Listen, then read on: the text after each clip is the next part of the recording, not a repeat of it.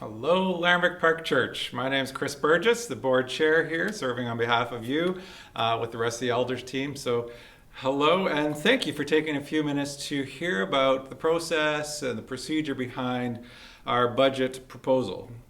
The fact that you're watching this tells me that you're invested in the church, you care about our life together.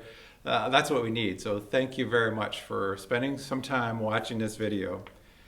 Wise financial stewardship, it's vital to the life of the church, to the health of Lambrick and Wise Ways, which is our child care development center. You're probably familiar with that. We need to be wise to have proper financial stewardship in order to survive financially. So thank you for caring and listening in today. As you may know, our church's fiscal year runs from September through August. So normally, we build our new budget in the spring. We bring it to our membership for an SGM, that stands for a Special General Meeting, in late May or early June. But the last few months, as you know, have been anything but normal. So it's been important for us to take our time, not to rush to any conclusions before we have a better sense of the financial picture that we're in and where it could be going. With restrictions on meeting, gathering in person, we've decided to host the special general meeting, the SGM, which is really basically a budget approval meeting. It's going to be hosted in a hybrid fashion, so both in person and over Zoom, which many of you are familiar with by now. It's going to be on Tuesday, August the 25th at 7 p.m. So the 25th, 7 p.m. In the coming days, you'll learn how to register and all that kind of stuff. To make sure the meeting on the 25th is effective and brief, we've created this video to bring you up to speed on how we've approached the budget and the key factors worth knowing. So I want to say thanks to Scott and Curtis. Maybe they're over here. Handing it over to you guys. Thanks so much. Hello, church. Scott here.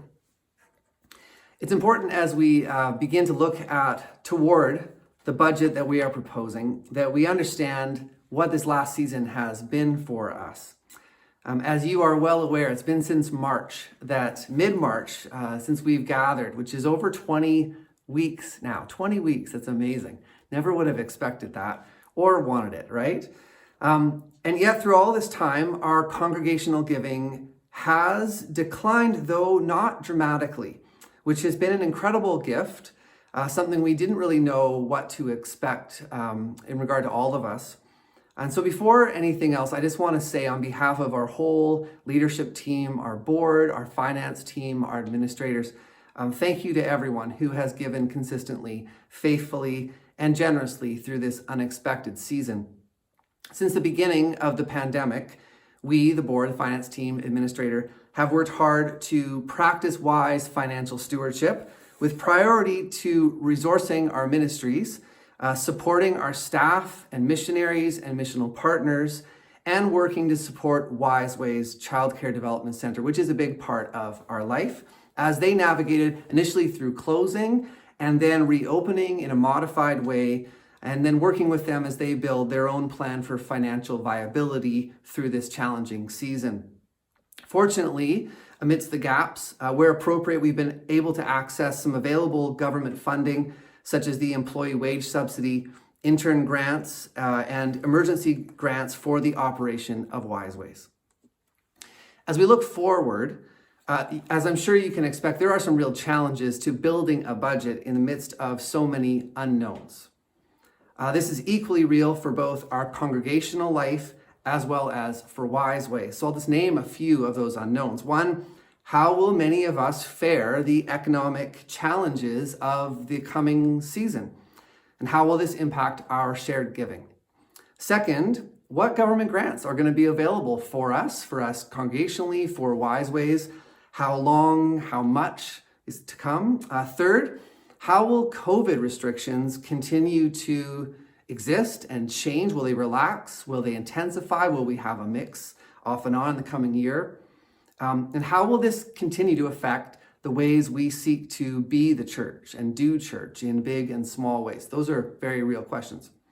And lastly, will Wise Ways stay open through all of this coming year? Will registrations be full? Will families feel confident to send their kids into a child care development center? All that to say, lots of unknowns as we look into this year and try to build our budget. Hi, church. My name is Curtis Harder, and I'm the treasurer for the Board of Elders for Lambert Park. And amidst all the unknowns that Scott has just mentioned, we've done our best to take stock of what we do know, what trends we're seeing, and build our budget accordingly. Clearly, things could change. And if so, we will revisit our budget plans. That is our commitment. But for the sake of developing a budget, we've had to make some assumptions amidst the uncertainties. So we want to share these with you. We're anticipating that our giving revenue will remain the same as budgeted last year based on the consistent giving these past months.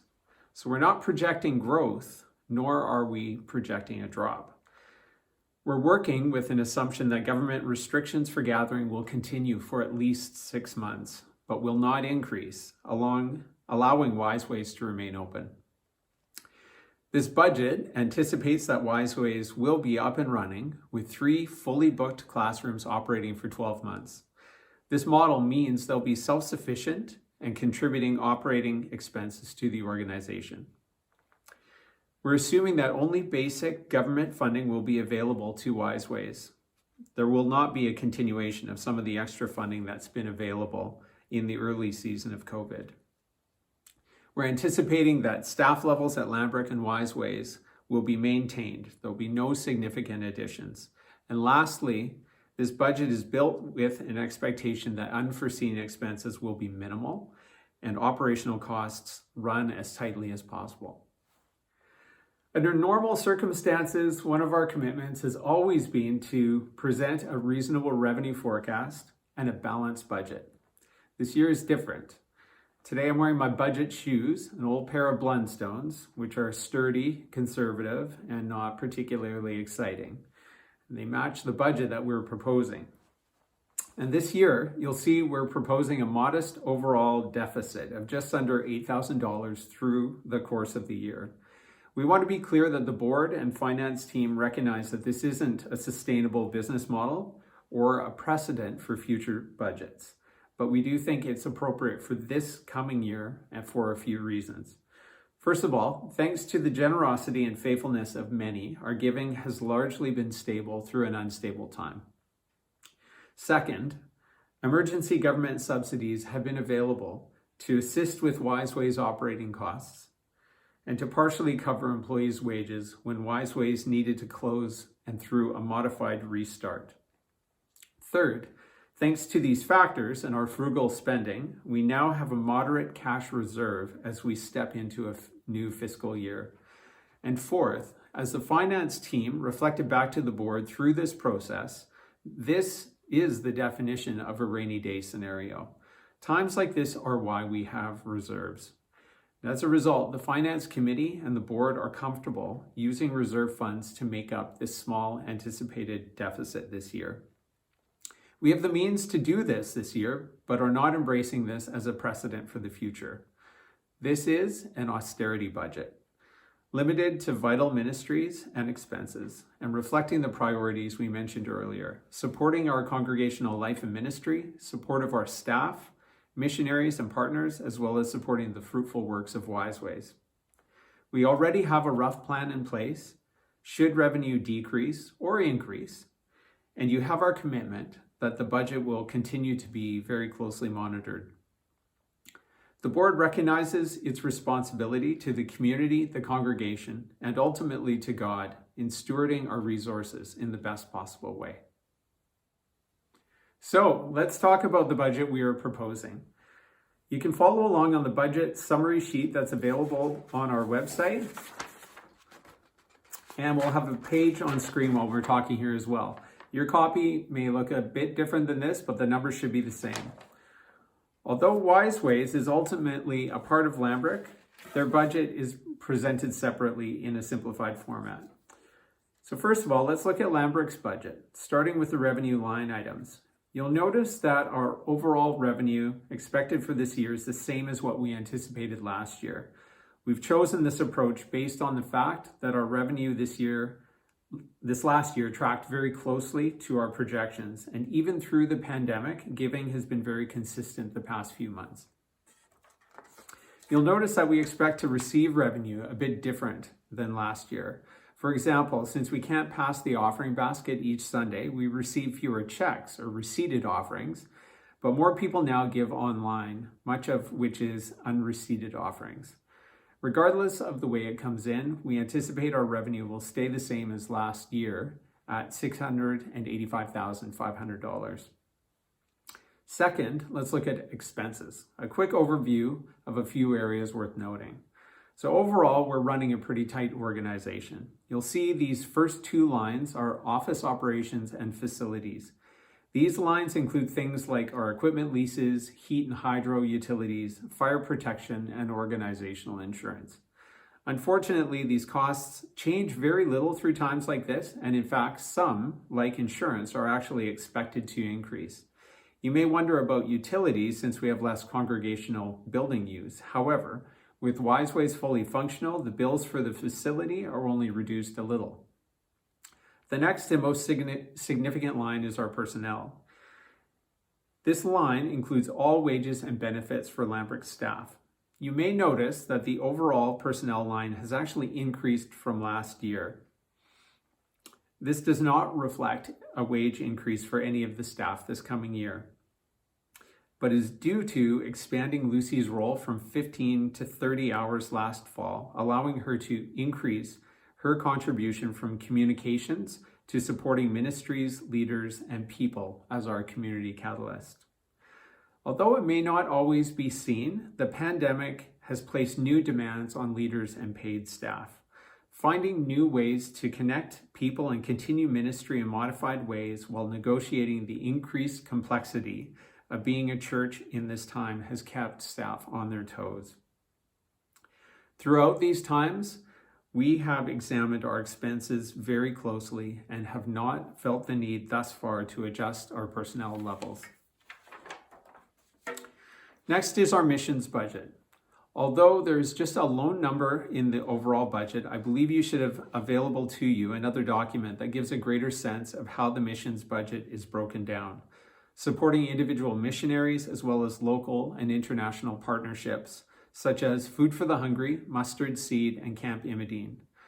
Our support for these organizations and individuals has not been reduced in this budget, as we know they have felt the weight equally, if not more, than we have as an organization of the pandemic.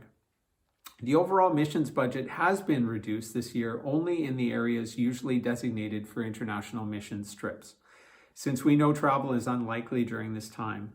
If an emergency were to arise and a missionary was required to travel home, we would make every effort as a congregation to make those funds available, even though it is not reflected in our budget.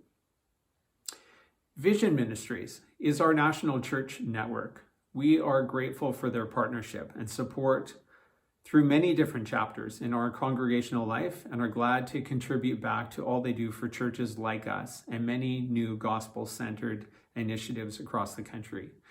It's worth knowing that the bulk of these funds go to supporting church planting across Canada.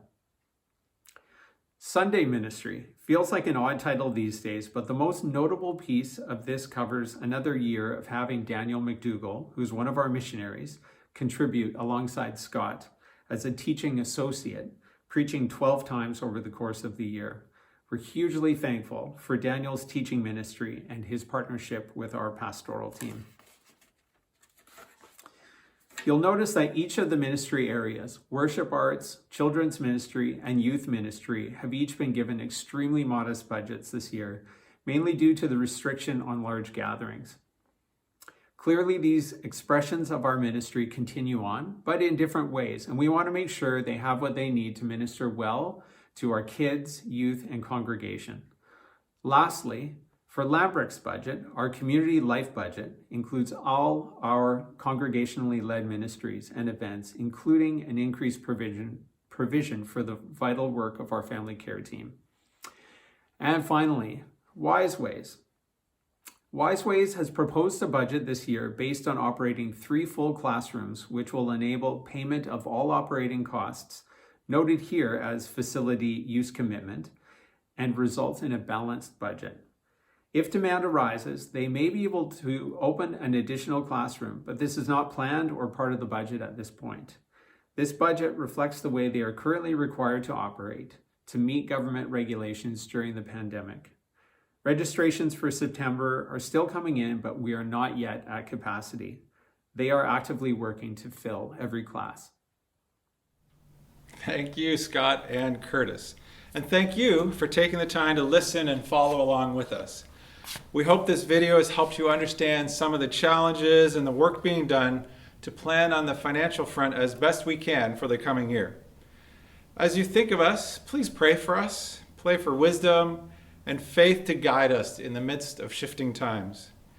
Even more so, let's pray together for God's continued grace in our shared life as a church and our everyday mission in the world. These times may be challenging, but Jesus is still Lord and the gospel is still at hand, which means we have reason for hope. Let's continue to pray together for God's work in our lives, among us, and through us. About the budget, we want to reiterate our commitment to ensuring a financially responsible and viable ministry in this season as in every season. Thank you for partnering with us through your continued financial giving. As we look to approve this budget for the coming year, we know that approving this budget means all of us committing to contributing to it, financially, prayerfully, and with whatever gifts God has given us. May God be glorified in how we give and how we serve together in this coming year. If you have any questions about the budget itself or the process that has shaped it, the finance team and the board are glad to engage with you either prior to the SGM or on the night of. We do hope this video has answered many of your questions. So please don't forget to sign up for the special general meeting. It's Tuesday, August 25th, 7 p.m. Sign up so you can discuss and approve the budget for the upcoming fiscal year. Everyone who cares about the life of Lambrick Park Church is welcome to come, but voting is limited to those who've committed to Lambrick with membership. This vote is important. It's a necessary part of church life. So if you're able, please participate with us on the 25th. Thank you again for your continued faithfulness and blessings on the journey ahead.